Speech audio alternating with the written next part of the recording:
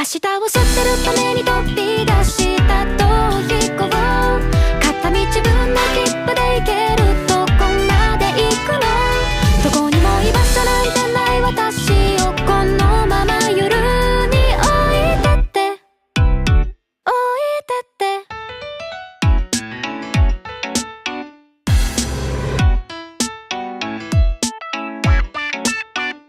不意に窓から見えた景色が暗闇に気づいた、あれはそうだきっと夜の海。出来心に手を引かれて降りた